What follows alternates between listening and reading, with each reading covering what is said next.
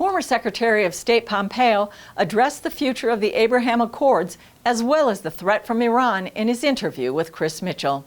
Mr. Secretary, thanks for joining us on CBN News. Yeah, it's great to be with you again, Chris. Tell us about the Abraham Accords. What do you see for the future? I am still so happy that these amazing leaders, Mohamed bin Zayed in the Emirates, the Crown Prince and the leadership in Bahrain and Sudan and Morocco, and then of course Presidents Trump and Prime Minister Netanyahu were able to take this bold decision and put in place this set of understandings which will make life better for people throughout the regions. I think this changed history. I don't think it's going to go back. I think the people of these nations can see that this is the rightful Jewish homeland. It ought to be recognized as such. It's not good foreign policy to have the destruction of Israel at the center of how you think about the world. The commerce, the trade, the defense work that will be done between these nations will create prosperity for people in every one of them. And I think that's why ultimately there will be many other nations that will see this as both right and righteous. Your administration got out of the JCPOA.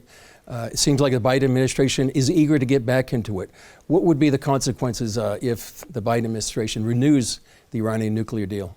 Yeah, you'll be that much closer to an Islamic Republic of Iran, a kleptocracy, a theocracy. You'll have a nuclear weapons program. And it may be a year, it may be 2 years before they get it, but they will have a clear, lawful pathway to a nuclear weapons program. Second thing is you'll see a wealthier Islamic Republic of Iran regime. You'll see them with more money, more resources. That means more terror, more bombs blowing up in places like Brussels and Paris. That means more militias operating inside of Iraq and Hezbollah, more well-armed.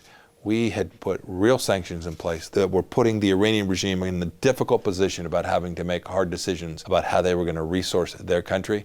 This administration appears to be prepared to unlock that and give the regime billions and billions of dollars. I pray that that's not the case, and I can assure you that nations all across the Middle East feel the same way. Not only the Israelis, but the Gulf state Arabs. We had isolated Iran. The other nations were in an alliance that understood that Iran was the world's largest state sponsor of terror and that stability in the region depended on pushing back against Iran, not against Israel. Do you see the U.S.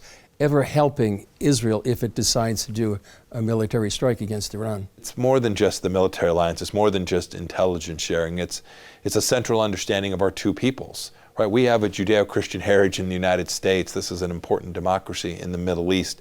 We have an obligation to have a deep and important relationship with the people of Israel. Alpha,